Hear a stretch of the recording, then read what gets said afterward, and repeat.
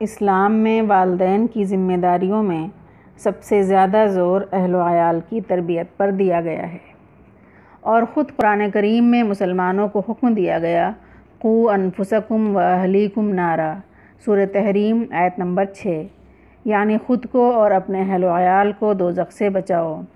اور سورہ طٰہٰ کی آیت نمبر 132 میں اللہ تعالیٰ ارشاد فرماتے ہیں وَأْمُرْ أَهْلَكَ بِالصَّلَاةِ وَاسْتَبِرْ عَلَيْهَا، یعنی اپنے اہل و عیال کو نماز کا حکم دو اور اس پر ثابت قدم رہو۔ اسی طرح ترمذی کی ایک روایت میں نبی اکرم صلی اللہ علیہ وسلم نے بیان فرمایا کہ کسی والد نے اپنے بچوں کو اچھے ادب سے زیادہ بہتر کوئی تحفہ نہیں دیا۔ ان آیتوں اور احادیث میں عمومی طور پر اولاد کے حقوق، خاص طور پر ان کی تعلیم و تربیت کی طرف توجہ دلائی گئی ہے، جس میں بچے و بچیاں دونوں شامل ہیں۔ لیکن جب ہم نے اور دوسری احادیث پر نظر ڈالی تو الگ سے لڑکوں کی تربیت کے تعلق سے کوئی خاص چیز نہیں ملی، لیکن کئی ایسی حدیثیں سامنے آئیں جس میں خصوصی طور پر بچیوں کی تعلیم و تربیت کو خاص توجہ دی گئی۔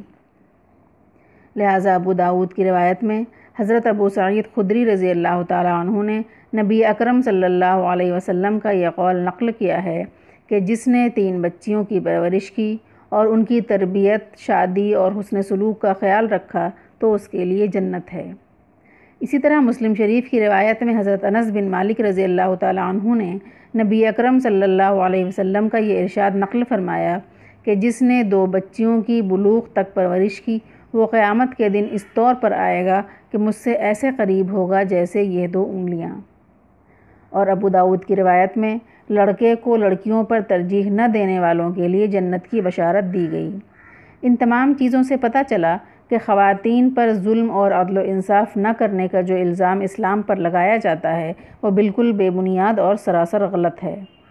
تبھی تو اوپر بیان کی گئی حدیثوں میں الگ سے لڑکیوں کی تربیت پر زور دیا گیا اور اس پر غیر معمولی اجر و ثواب کا وعدہ بھی کیا گیا، اور ان چیزوں کو سامنے رکھ کر یہ بات پورے یقین سے کہی جا سکتی ہے کہ اسلام میں لڑکوں کے مقابلے لڑکیوں کی طرف خصوصی توجہ دی گئی اور اس کا خاص طور پر اہتمام کیا گیا۔